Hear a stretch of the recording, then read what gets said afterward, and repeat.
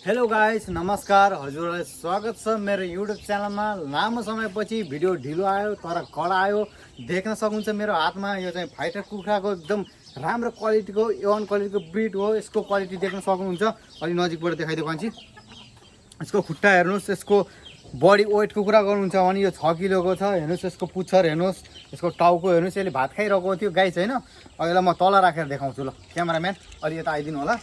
ल हेर्नुहोस्, हजुरलाई पनि यस्तो यस्तो भिडियो हेर्न मन छ भने चाहिँ भिडियोलाई लाइक गर्नु होला। यो चाहिँ मेरो सानो मिनी फार्म। अनि हजुरले देख्न सक्नुहुन्छ हाम्रो घरमा चाहिँ कुखुरा पालनमा के छ भने चाहिँ यो प्योर लोकल हो। अनि यो चाहिँ उल्टे कुखुरा, यसलाई दुम्सी कुखुरा नि भन्नुहुन्छ धेरै जस्तो ठाउँहरूमा चाहिँ।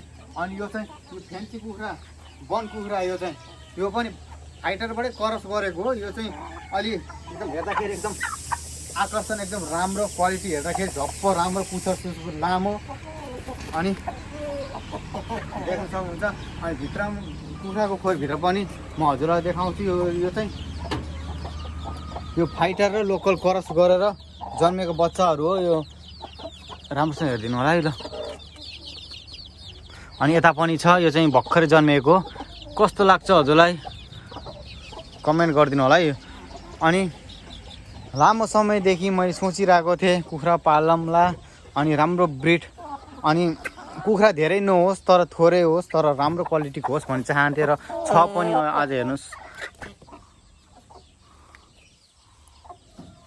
धेरै समयपछि आज चाहिँ मौसम एकदम धेरै खुलेको छ। बिहान चाहिँ सिमसिम पानी परिरहेको थियो, अहिले चाहिँ एकदम धेरै शीतलो भएको छ, आनन्द महसुस भएको छ।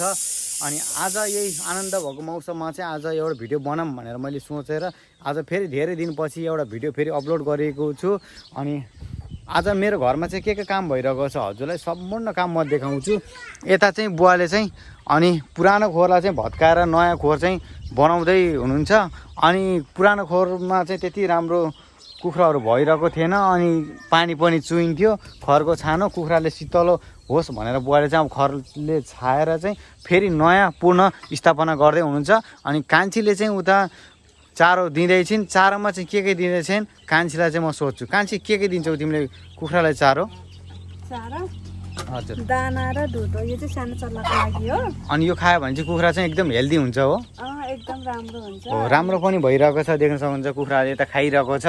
अनि यो दुम्सी कुखुरा सेतो, प्योर सेतोमा छ। अनि हजुरलाई चाहिँ मैले एउटा कुरा भन्न बिर्सेको कुरा, अनि यो चाहिँ फाइटरको पोथी हो। यो चाहिँ एकदम राम्रो क्वालिटीमा छ। यसको पुच्छर पनि एकदम धेरै लामो थियो। अनि यसको विशेषता के छ भनेपछि यसको विशेषता चाहिँ यसको निलो मासु छ।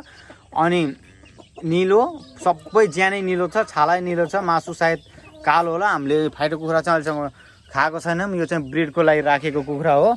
अनि अब केही समयपछि अब यो पनि अन्डा पार्ने तयारीमा छ। यसको बच्चा चाहिन्छ भनेपछि पछि मैले बेच्ने पनि छु। अनि भालेलाई देख्न सक्नुहुन्छ, भालेको टाउको हेर्नुहोस्। मैले भनिसकेको छु हजुरलाई, यसको बडी वेट चाहिँ 6 किलोको छ। यति राम्रो छ, यति सुन्दर छ यो भाले।